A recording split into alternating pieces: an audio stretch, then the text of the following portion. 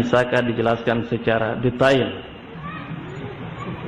tentang firqah wahdah Islamiyah? Kita bikin daurah, bikin 2 hari. Nah, baik. Mudah-mudahan kita bisa bikin daurah. Nah, mari kita bahas. Intinya bahwasanya wahdah Islamiyah itu hizbi ahlul bidah yang mengaku sebagai bermakna salaf, dan mereka berbangga dengan organisasinya, bahwa organisasinya itu satu-satunya organisasi di Indonesia yang punya anggaran dasar atau anggaran rumah tangga dengan bahasa di atas Al-Quran dan Sunnah dengan pemahaman para salaf. Ini pengakuan, tapi dalam kenyataannya melenceng dari jalannya para salaf. Makanya mereka tidak berani mengaku sebagai salafi. Dan toh kalau mereka mengatakan kami salafi, tidak diakui kesalafiannya karena menyimpang. Di antara tanda yang jelas dari penyimpangan yang jelas dari mana salaf adalah keakraban mereka dengan ahlul bidah, siapapun mereka, dan kebenciannya mereka dengan salafi.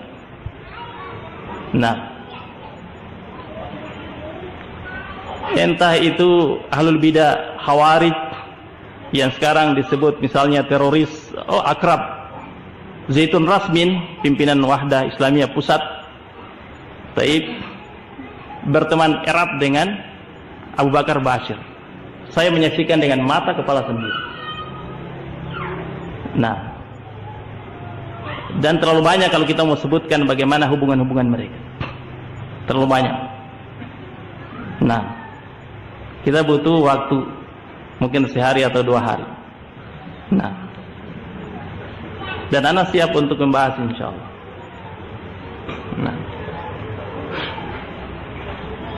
Tapi kalau namanya salafi dibenci. Sampai permasalahan pernikahan, sudah, antum jangan. Jangan ikhwan pergi ambil akhwat wahdah, akan ditolak. Kecuali kalau akhwatnya itu ya mau sendiri. Kalau antum mau minat, tidak akan. Karena mesti melalui 6 lembaga muslimah, lembaga sakinah, yang mesti dicekal, tidak boleh.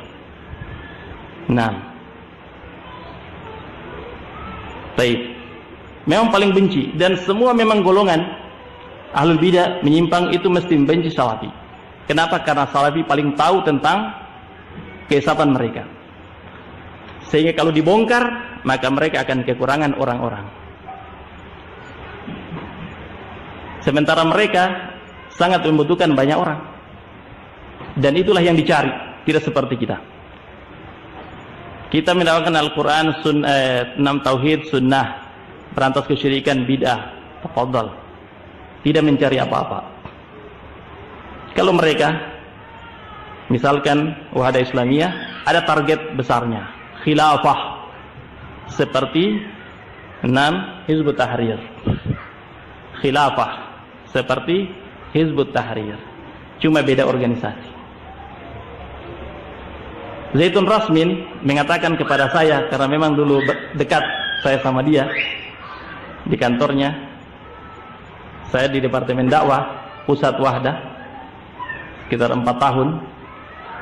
Dia mengatakan, antum Departemen Dakwah berdakwah dan berusaha merekrut anggota sebanyak-banyaknya.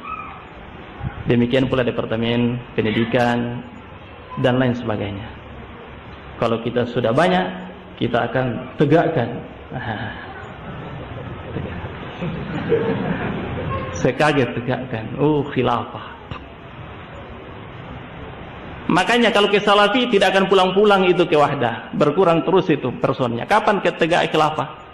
Kan ini banyak baru khilafah. Tapi kalau pergi ke salafi ngaji tidak kembali, pergi salafi ngaji tidak kembali, berkurang terus anggotanya. Kapan khilafahnya akan tegak? Kan begitu. Makanya takut sekali sama salafi. Sampai 3 dulu di tahun 2003 Zulkarnain sebelum menyimpang. Dia membeberkan tentang kesatuan Wahdah Islamiyah dan saya masih di Wahdah waktu itu. Nah, baik. Kemudian ada akhwat Wahdah di Stiba. Stiba itu kata orang sekolah tidak bayar. Kata orang ya. Setelah Haramain tutup disebut sekolah tiba-tiba bayar. Tapi bukan itu. Stiba itu sekolah tinggi ilmu Islam dan bahasa Arab. Nah, itu program andalannya Wahdah Islamiyah.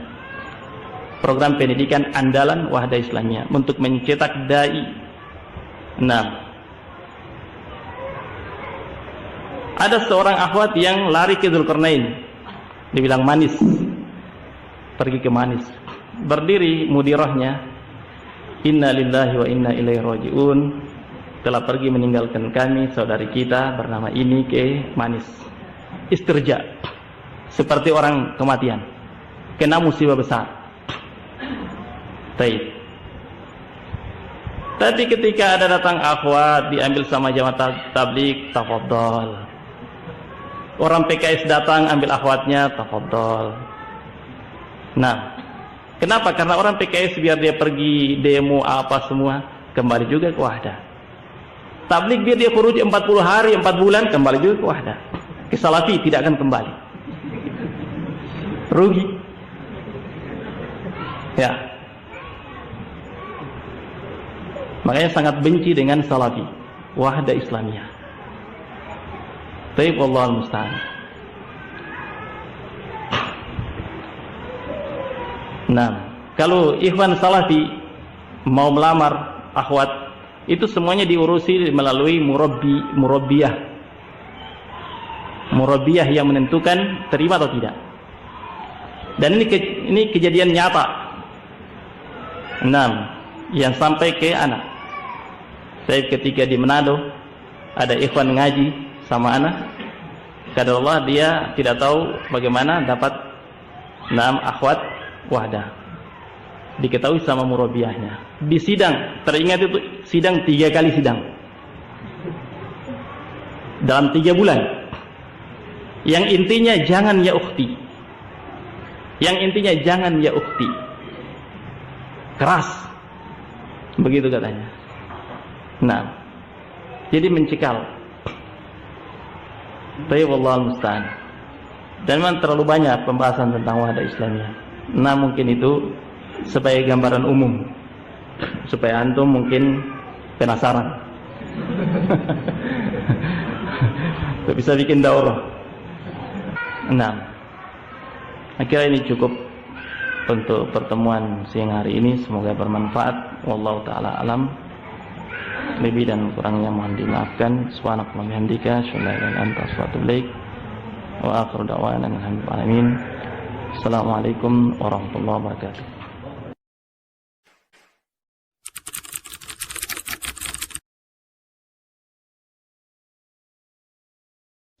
Apakah Wahdah mempunyai pemahaman seperti Sayyid Qutb? Ya.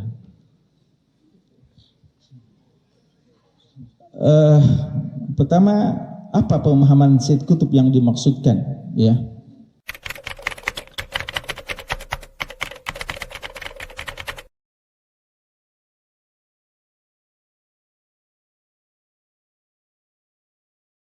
Kedua, kita katakan bahwasanya kami di Wahdah mempelajari Quran dan Sunnah sesuai dengan pemahaman salaful ummah. Itu dasar kita, dan itu kita cantumkan secara tegas dalam ADART kita.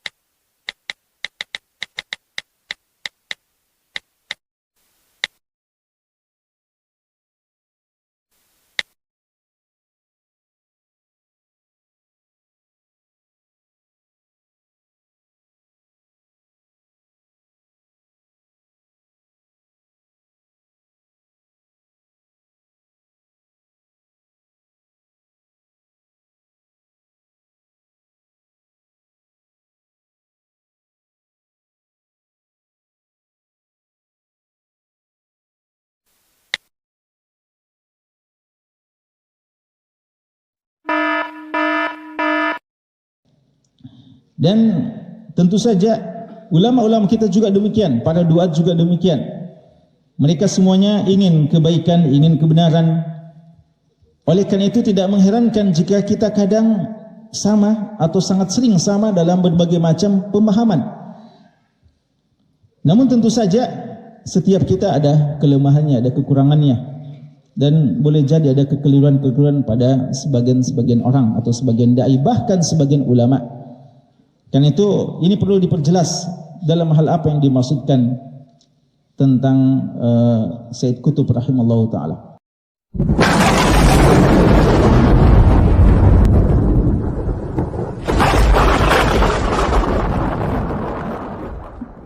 Kalau dikatakan persoalan pentakfiran, maka ya kita perlu jelas dulu apakah memang beliau menganut persoalan takfir.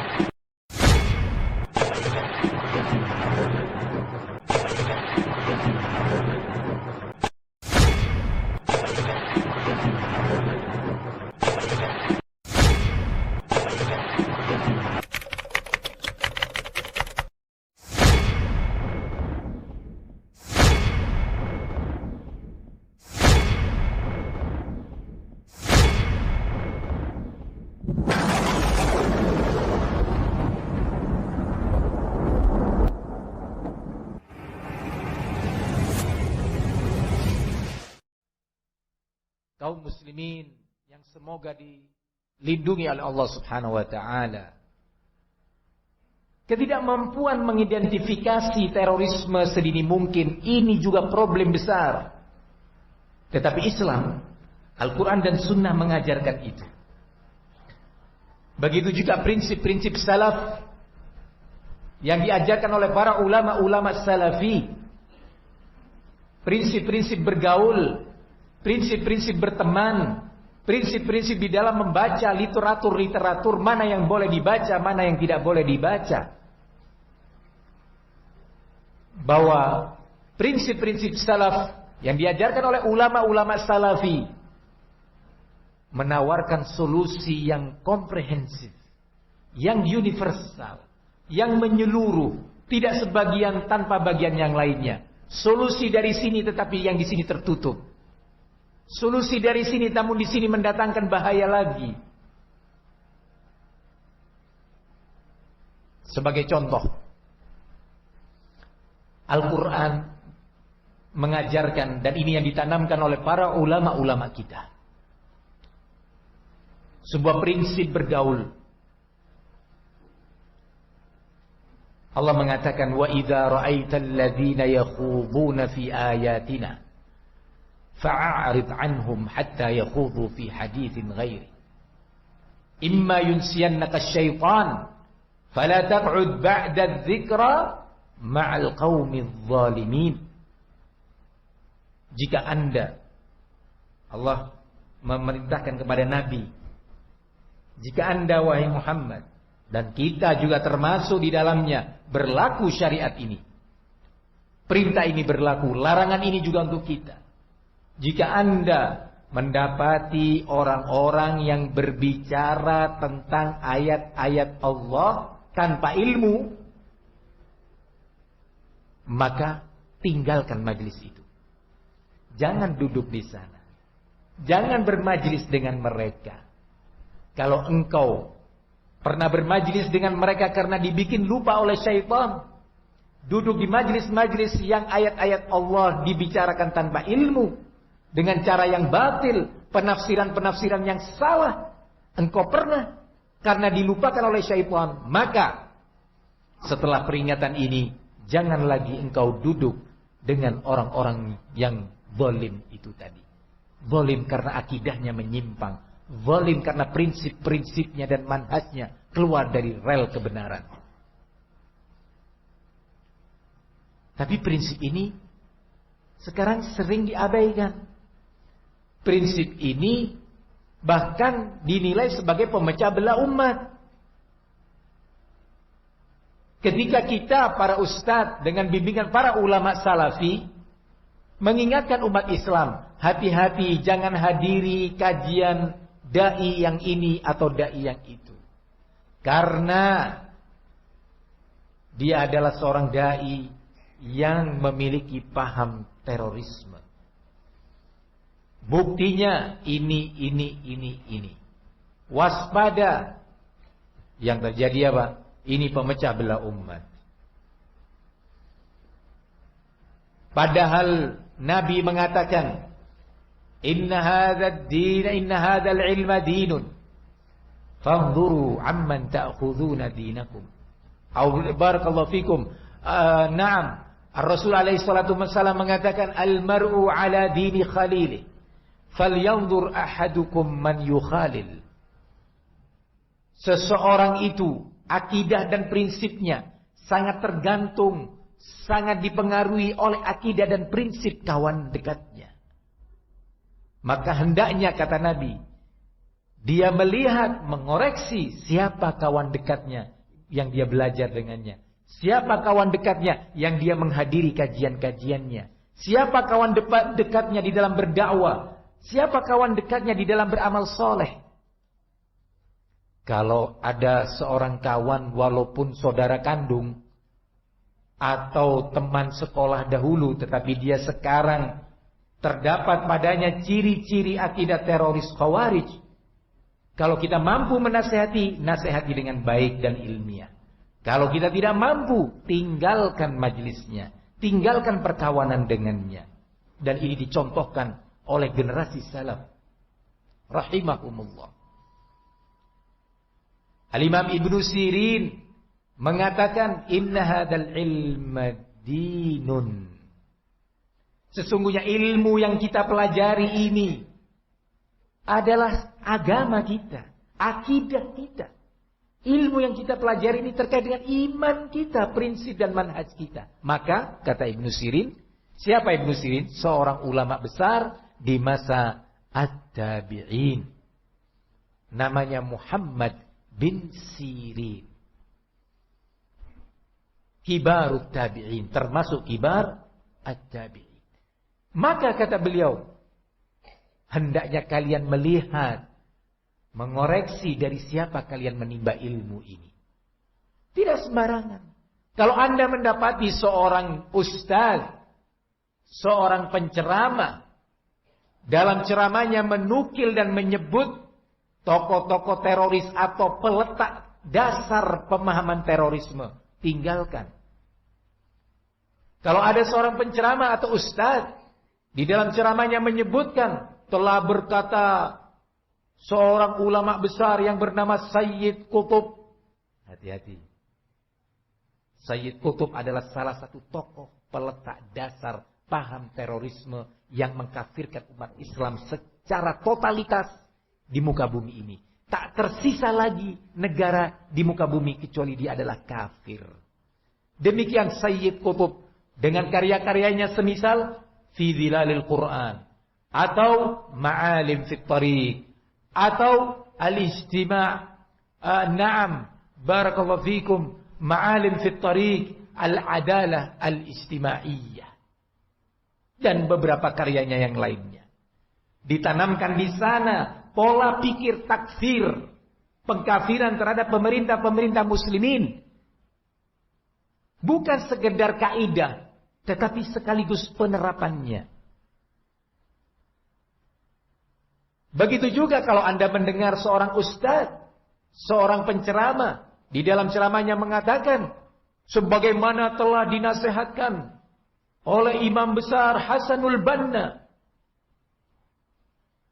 Waspada terhadap dai ini, karena Hasanul Banna salah satu peletak pokok atau salah satu peletak dasar pondasi pemikiran terorisme. Yang Hasanul Banna merupakan pendiri kelompok Ikhwanul Muslimin yang membagi kelompok Ikhwanul Muslimin menjadi dua sisi, dua sayap. Sayap politik membentuk partai politik Ikhwanul Muslimin dan sayap militer yang melakukan kegiatan pengeboman, pembunuhan, teror dan seterusnya. Dalam berbagai ungkapan dan petuah-petuah Hasanul Banna mendidik anak-anak muslimin untuk mengkafirkan umat, untuk memberontak kepada pemerintahnya dan melakukan teror. Kalau Anda mendengar seorang mudarris, seorang guru di madrasah atau penceramah dalam tabligh akbar, dalam kultum atau yang lainnya menyebutkan sebagaimana disebutkan oleh Abul A'la Al-Maududi, hati-hati. Ini orang juga salah satu tokoh besar yang dikagumi oleh kelompok Ikhwanul Muslimin dari Pakistan. Kalau Sayyid Qutb dari Mesir, Hasanul Banna dari Mesir, Abul A'la Al-Maududi seorang berpaham Khawarij yang dengan tegas mengatakan tidak ada lagi negara muslim di muka bumi ini, bahwa kita diperintahkan untuk memerangi taghut. Dan ini ciri-ciri berikutnya. Kalau ada penceramah-penceramah yang mengatakan bahwa pemerintah ini adalah taghut, dengan redaksi atau kata yang baru saja kita dengarkan, taghut, dan menyematkan taghut ini untuk pemerintah muslimin, maka waspada. Pada penceramah ini, pada guru ini, pada ustadz ini ada paham teroris Khawarij. Tinggalkan majelisnya. Kalau ada penceramah yang memuji-muji para pelaku peledakan atau operasi peledakan, memuji peledakan 11 September tahun 2001, atau memuji peledakan bom Bali oleh Imam Samudra dan kawan-kawannya, atau memuji pembunuhan Anwar Sadat yang dilakukan oleh pembunuhnya yang bernama Khalid Islambuli, salah satu anak muda Naam yang berpaham kelompok Ikhwanul Muslimun. Waspada, hati-hati. Kalau Anda mendengar seorang penceramah, seorang ustaz dalam tabligh akbar memuji-muji revolusi Iran pada tahun 79 yang dipimpin oleh pimpinan terbesar Syiah Ayatullah Khomeini, yang sebenarnya lebih pantas untuk dikatakan Ayatus Syaitan Khomeini.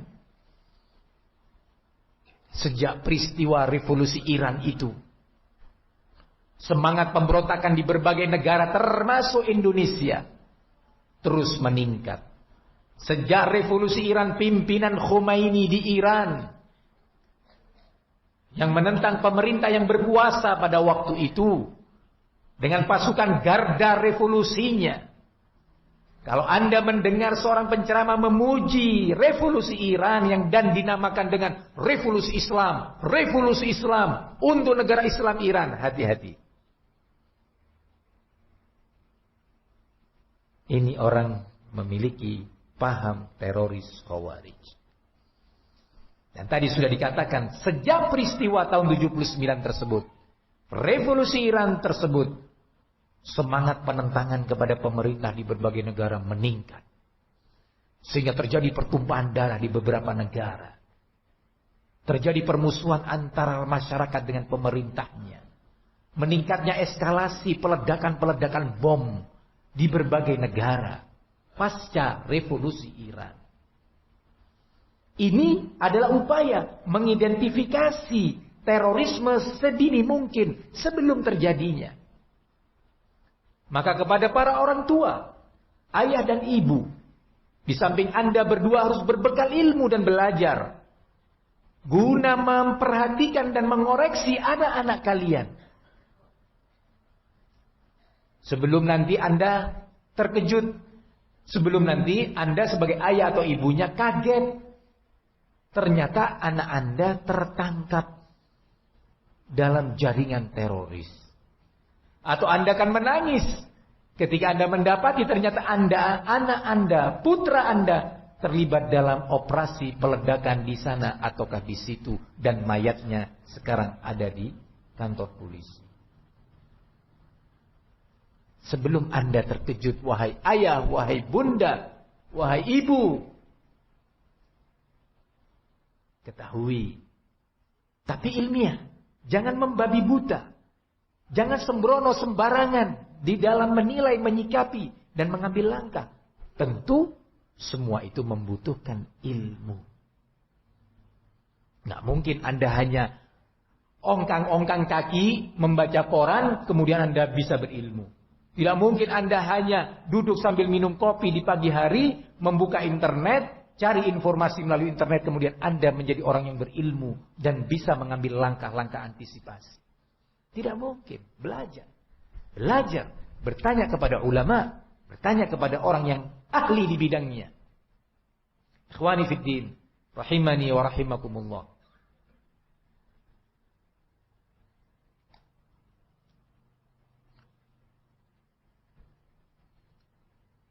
Begitu juga kalau Anda mendapatkan tulisan-tulisan dari tokoh-tokoh berpaham teroris atau penerbit-penerbit buku yang menerbitkan buku-buku terorisme, hati-hati. Penerbit-penerbit yang mencetak atau menerbitkan buku berjudul Wasiat Syekh Usama bin Laden atau buku Saudi, negara Saudi Arabia di mata Al-Qaeda. Waspada. Ketika Anda mendapati buku itu pada putra Anda, nasihatin dia dan cegah dia. Berarti anak Anda sudah mulai masuk ke rel terorisme. Kalau Anda biarkan, Anda akan terkejut bahwa ternyata anak Anda seorang teroris. Ketika Anda mendapatkan anak Anda suka mendengar, memutar audio tokoh-tokoh teroris yang memprovokasi masyarakat muslim dan pemuda muslim untuk menjadi seorang radikalis teroris. Semisal tokoh Salman Al-Auda, kaset-kaset Safar Al-Hawali, dua tokoh teroris dari negeri Saudi yang sudah dicekal oleh pemerintah Saudi 2 kali dalam 2 periode. Nah. Atau Al-Arifi yang terus memprovokasi anak-anak muda untuk berangkat ke Syria. Nasir Al-Umar. Dari nama-nama hizbiyun, nama-nama orang yang berpaham dengan paham Sayyid Qutb, berpaham dengan paham Al-Banna, berpaham dengan paham Al-Maududi.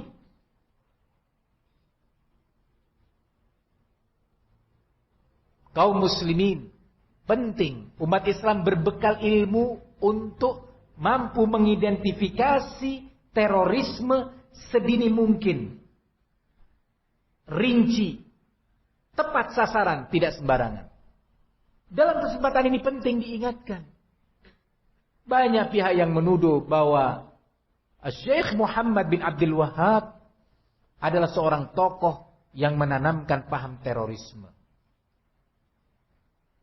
Perlu diketahui, pihak atau orang yang mengucapkan ini, kemungkinan pertama, dia seorang yang jahil, tidak mengerti, kemudian dia tertipu dengan tipuan para tokoh-tokoh yang mendiskreditkan Syekh Muhammad bin Abdul Wahhab. Dengan kata lain, jenis pertama ini orang-orang yang taklid, yang ikut-ikutan. Ikut menyuarakan, hati-hati, Muhammad Abdul Wahhab mengajarkan terorisme, Wahabi mengajarkan terorisme. Kemungkinan kedua adalah seorang yang tidak pernah membaca atau mengetahui tentang sejarah dan ilmu serta akidah Muhammad bin Abdul Wahhab secara rinci. Juga ikut-ikutan menyuarakan ini, permasalahan ini. Belum sempurna membaca, belum sempurna meneliti, sudah menyimpulkan, dan ini sebuah kezaliman.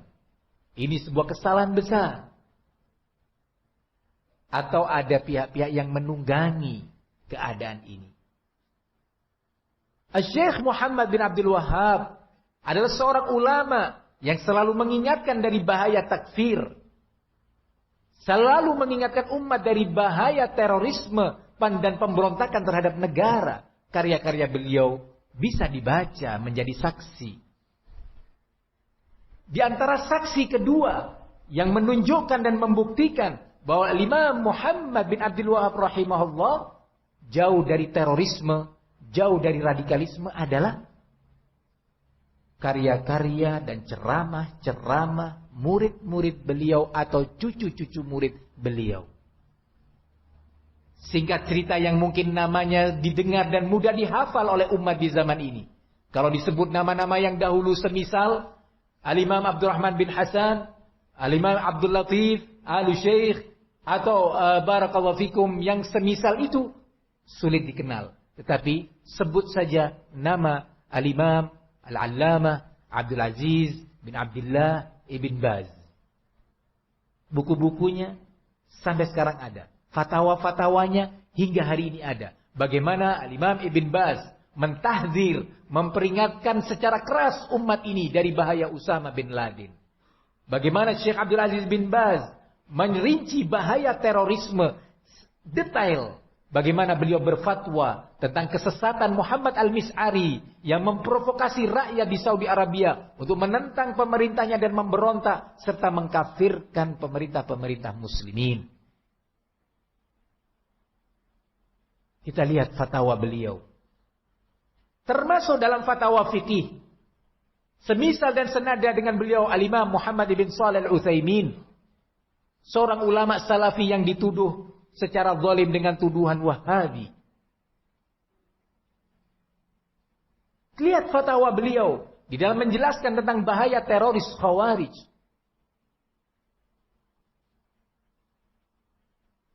Jangan menzalimi, karena kezaliman itu diperhitungkan oleh Allah Subhanahu wa taala. Lihat juga fatwa Al-Imam Al-Allamah Rabi' bin Hadi dalam karya-karyanya.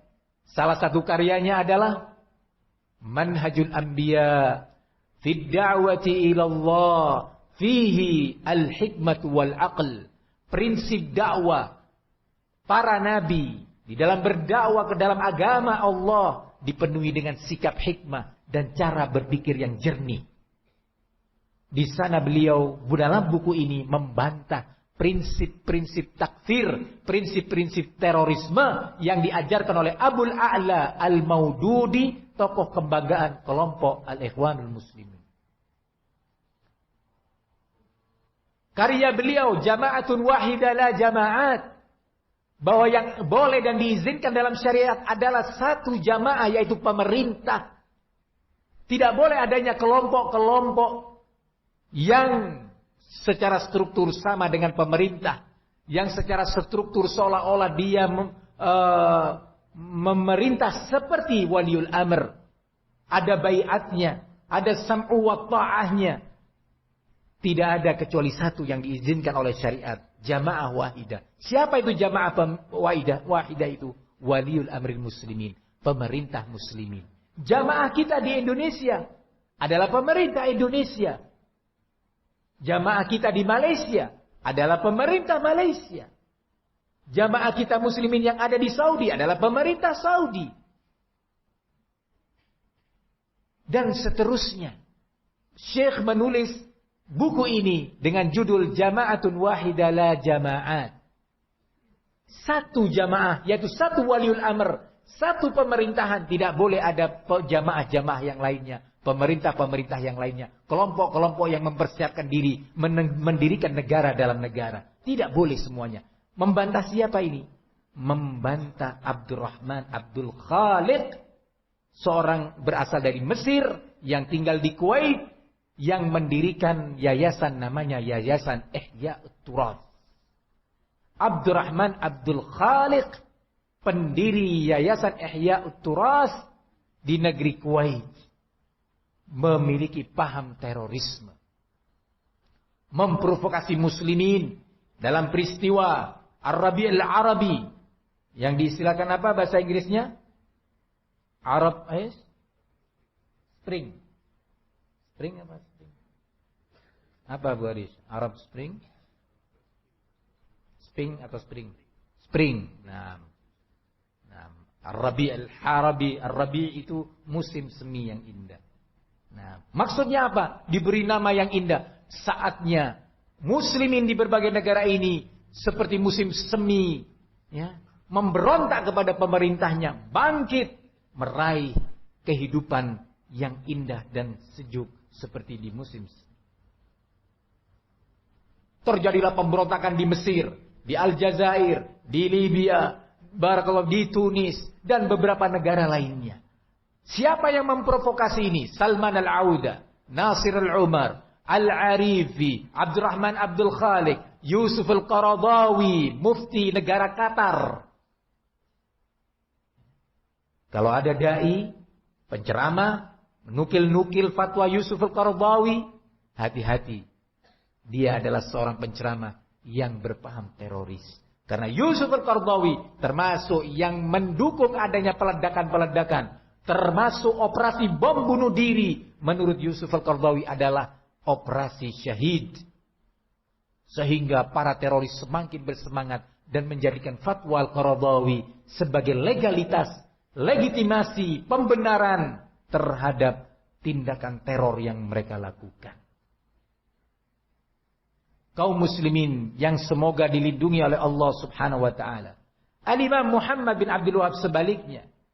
Justru merekalah yang dikenal para murid-murid beliau, cucu-cucu murid beliau hingga hari ini dikenal sebagai ulama-ulama yang membina umat di atas akidah yang moderat, akidah yang terbimbing di dalam bimbingan Al-Quran dan Sunnah, serta prinsip-prinsip salaf untuk taat kepada pemerintahnya, loyal terhadap pemerintahnya.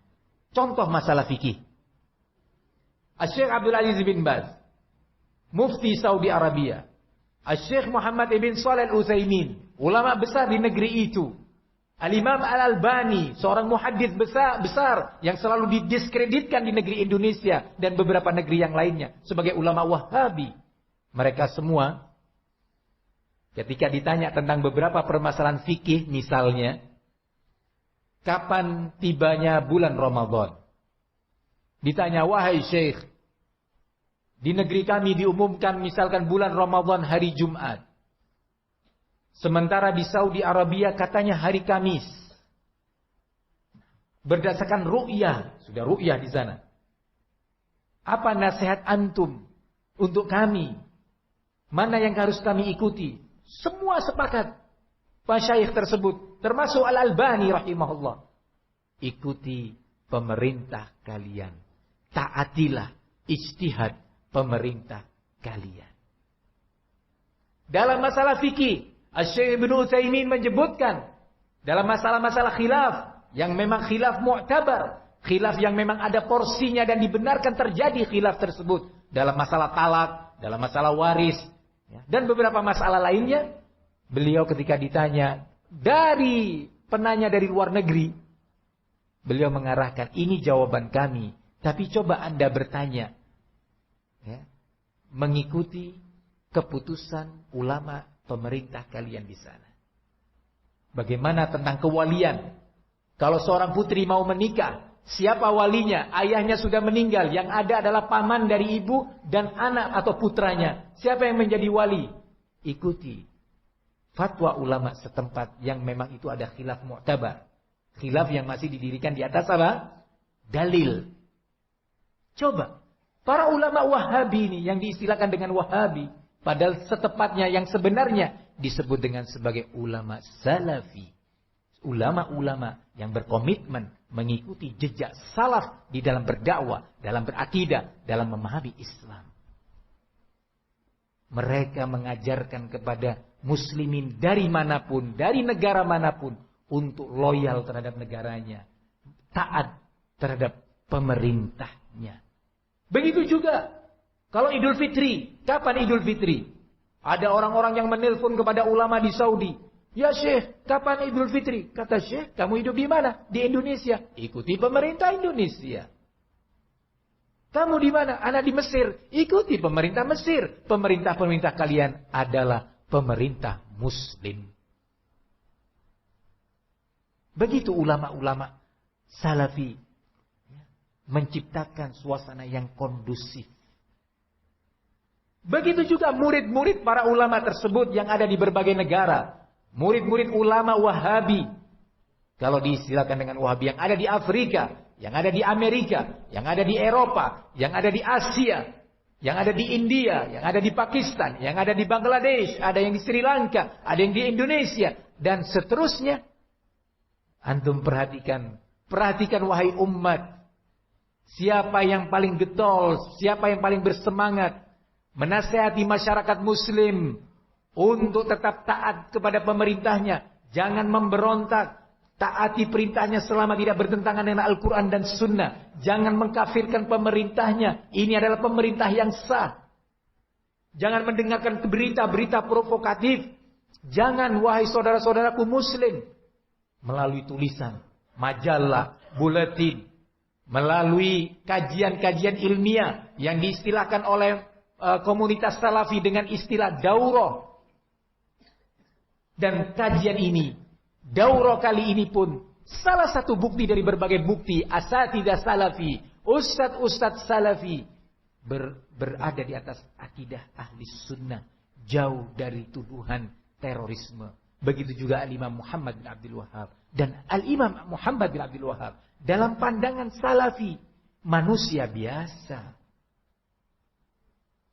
Dalam pandangan salafi, Al-Imam Syafi'i lebih mulia dari Muhammad bin Abdul Wahhab. Dalam pandangan salafi, Al-Imam Ahmad lebih mulia daripada Muhammad bin Abdul Wahhab. Muhammad bin Abdul Wahhab seorang manusia biasa, seorang alim yang mengajak umat untuk memurnikan tauhid dan peribadatannya hanya kepada Allah, tidak menyerahkannya kepada makhluk, sehingga tidak beribadah, tidak berdoa, tidak beristighatsah kepada jin, kepada nabi, kepada malaikat, kepada orang soleh, kepada kubur, kepada dukun. Dan Syekh Muhammad bin Abdul Wahhab mengajarkan umat untuk menghormati Nabi, memuliakan sunnahnya, mengamalkan perintah-perintah beliau, dan meninggalkan larangan-larangannya.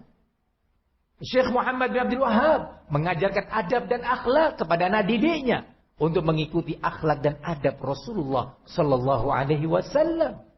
Mengajarkan kepada para pemimpin rumah tangga untuk mendidik anak istrinya di atas didikan Al-Quran dan Sunnah. Begitu beliau. Kita tidak menganggap beliau sebagai malaikat. Kita tidak menganggap beliau sebagai seorang yang maksum, bebas dari kesalahan. Tetapi kalau ada kesalahan, tunjukkan dengan hujjah, dengan ilmiah. Demikian semestinya. Barakallahu fikum. Ikhwani fid din, a'azzani Allah wa iyyakum. Demikian beberapa hal penting yang ana rasa sangat mendesak untuk segera disampaikan dalam kesempatan ini.